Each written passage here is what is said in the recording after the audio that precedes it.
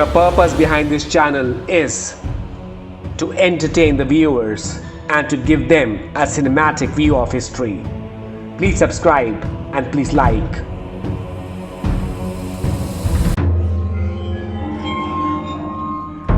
Everything in this world has a timeline beyond which it ceases to exist. But all nights are followed by a new day. As for one empire to rise, another must fall. The Gupta Empire at its zenith under Chandragupta II was incontestable. But by the time of Buddhagupta, the empire started to disintegrate. This weakened military might needed one last blow, and such a thunderstrike came from the horde of the Huns. The Red Huns, or Alchon Huns, were a nomadic tribe who dominated areas of Central and South Asia during the 4th and 6th century CE. Typical to the Huns that threatened Rome, they too possessed fierce cavalry and were ruthless to the populace that they conquered. The origin of this ferocious tribe is shrouded in mystery, but the earliest accounts suggest them to have come from Paropamisus in present-day Afghanistan.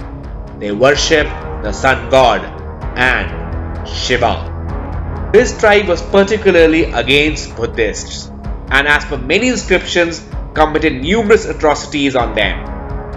Several Buddhist stupas, monasteries in the modern-day Afghanistan and Pakistan region were destroyed by the Red Huns. In circa 493, under the king Toramana, the Huns started to expand into the region controlled by the Guptas. He is said to have defeated and brought Malwa, Gujarat, Uttar Pradesh, Rajasthan, Kaushambi and Kashmir under his control. Toraman ruled for 20 years and made the empire of Gupta to accept their suzerainty. However, after ruling for 20 years, he was defeated and was pushed back. But later, his son Mihirakula or Mithra raised a massive force and returned to take back all his lost territories. Mihirakula was more feared than his father. He commanded elephants and a massive imperial cavalry, using which he annihilated all those who dared to oppose him.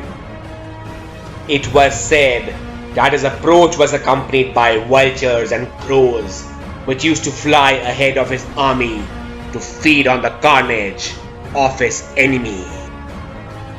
He defeated and sacked the Gupta capital Patliputra in 520 CE. However, Mihirakula was finally defeated in 528 by an alliance of Indian principalities led by Yasodharman, the Oligara king of Malwa, in the Battle of Sondani in central India.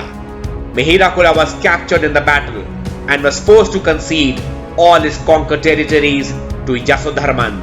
However, as per reports of Chinese monk and traveller Xuanzang, it was Narasimhagupta of the Gupta Empire who led a united army and defeated Mihirakula. But the inscription suggesting Yasodharman as the one leading the coalition army seems to be sounder and more integral, because it was Yasodharman and later his son-in-law who ruled the areas of north and central India. The defeated Alchon king went back to Kashmir so as to reclaim his throne, which was usurped by his brother at the news of his defeat and capture. The military might of Yasodharman and later his son-in-law Harshavardhana did not let Huns to enter their region again and pushed them further to Kabulistan. Later his son Harshavardhana, another Shaivite, further consolidated his empire, finishing off all threats from the Huns, thus marking the dawn of another empire, the Harsha Empire. As per few historians, Alchon Huns were precursors of Rajputs, which got settled in regions of present-day areas of Sindh, Rajasthan and Pakistan after the defeat in the great battle against Yasodharman. As per them, the Chauhans are actually Chow Huns, a blend of Chow which is a Mongolian tribe, and Alchon Huns. The Huns of Hungary and Chauhans possibly again share the same ancestry.